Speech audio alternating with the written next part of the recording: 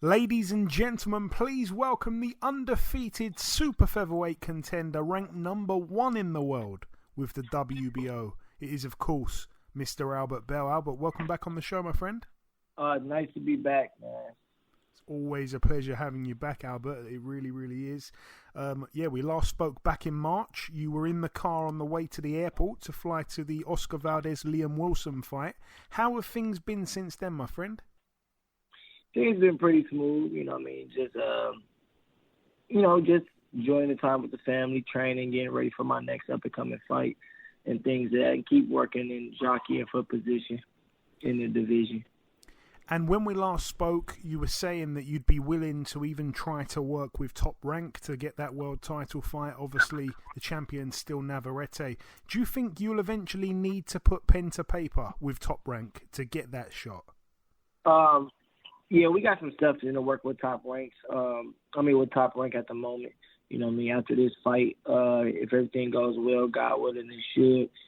We should have some things going with Top Rank beginning of 2025 for sure. Oh, that's brilliant. That's brilliant to hear. And let's talk about that next fight. Yeah, obviously it goes down in Dallas, Texas, October the 5th. You'll be boxing Jose Ivan Ortiz. Ortiz, of course, boxed Robson Conceicao back in April. I'm guessing that's the fight you've probably gone and watched a couple of times. Yeah, I watched it twice. I watched it once by myself. I think I watched it live, but I didn't know that guy then. So then when I got his name and looked at his box record and stuff like that, I seen the fight. So I went back and watched it. Remember, I watched it live. And then I watched it again with my father so he could get a look on the guy, being that he's my head coach. So I watched it twice since the name came across my table. And what else do we know about Ortiz, Albert? Not much. I don't know a lot about him, I'm just happy he accepted the fight. It's like the fourth guy that we're on, like the first three or four guys turned the fight down. They had agreed to the fight, then backed out last minute and things like that. So that's the benefit of being the fight isn't until October that we can get a solid opponent in enough time to prepare for him rather than a guy dropping out the week or two before the fight. Then you got to go a whole new game plan and new style of opponent. So I don't know too much about him. I'm just thankful that he accepted the challenge. Yeah, no, absolutely. And, obviously, it's like a world title fight for this guy, of course, because he would love to steal all your rankings, I'm sure. Another thing, obviously, I remember your fight last time out, that brilliant knockout against Jonathan Romero. He obviously boxed over the weekend, gave Kenny Sims a decent fight for a few rounds as well.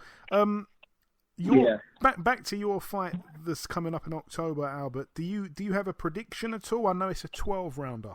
I'm gonna get him out of there, I believe. But I'm not going there looking for it. But I believe the way I box and the volume of punches and the pressure that I'm going to put on him and the way I place my shots, I believe I'll get him in. I'll get him in before 12 rounds for sure. Okie dokie. You look like you're in the prime of your career. You're on some brilliant run at the moment. I want to get your take on a couple of other things. I wanted to firstly get your reaction on the Robson Conceicao upsetting the odds fight against O'Shaquie Foster. A lot of outcry about a robbery there. Did you think it was a robbery?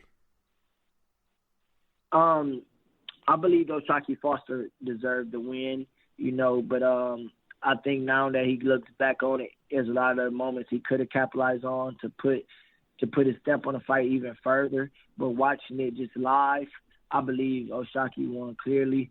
But, when going back, it was a lot of times he was just making the guy miss but not making him pay and just letting Conceicao just be throwing a lot of shots without a consequence, So I believe I believe they're fighting again.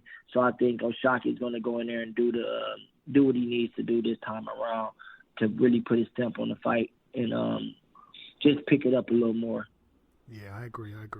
And whenever we spoke in the past, we mentioned obviously the name Archie Sharp a lot. He recently suffered a loss. Is that a fight now that no longer really interests you? I would still be interested in fighting him. You know what I mean? One loss doesn't define your career. He lost to another undefeated guy. You know, it was actually a great fight. I didn't see the first round, to be honest, so I didn't see the knockdown until afterwards.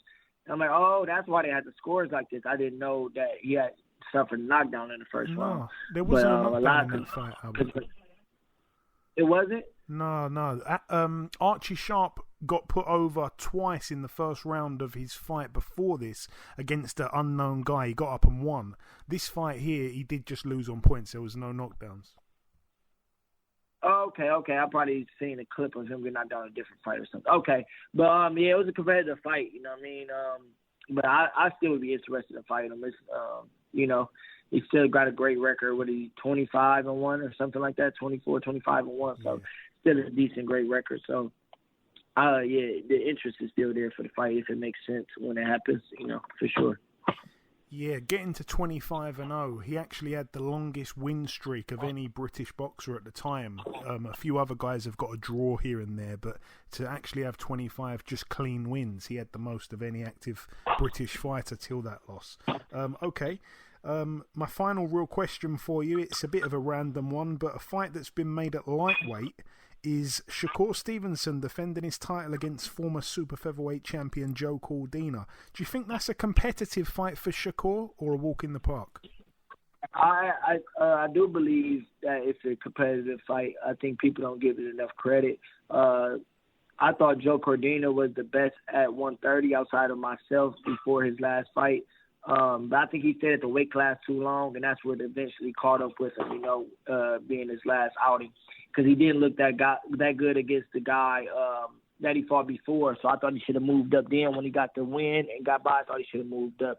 But he stayed for one more on the Riyadh season card, and he got upset. But I believe Joe Cordina is an excellent fighter. You know what I mean? He got all the skills, great punch of power, good boxing IQ. So I think it is going to be a decent fight, just depending on which Joe Cordina shows up. If he shows up at his best or the best we've seen him, it could be a good fight with him and Shakur. You know what I mean? Of course, Shakur is a favorite in the fight, but I don't just sleep on Joe Cordina as a cherry pick type opponent or just a underwhelming underdog that doesn't have a shot. Yeah, very well said. Very, very well said. Just before we wrap things up, Albert, I always like to just give you an opportunity to just close out with a few lasting words to the listeners. Take it away, my friend. Same as always. Yeah, man, just tune in if you can. I got a big fight coming up October 5th, headlining a great card in Dallas, Texas, including myself, Mickey Bay versus the undefeated Mexican guy on the card in the co-main event. We have former world champion Tony Harrison on the card with me, as well as contender Tyler McCurry. So it's going to be a big card down there in Dallas, October 5th. It'll be streamed live on ProBox. If you can't be in attendance, tune in there. And always, you can catch me on Instagram at Albert Prince Bell. You stay tuned, and big things coming in 2025 for myself and my team. There we go. Big things. And, of course, go on to the Instagram, follow at Albert Prince Bell. He's coming up to almost 40,000 followers, which is amazing. So certainly head over there. Albert, as always, my friend, the pleasure is mine. Thanks for your time. Best of luck on October the 5th, and we'll speak another time. All right. Thank you. Look forward to hearing from you soon.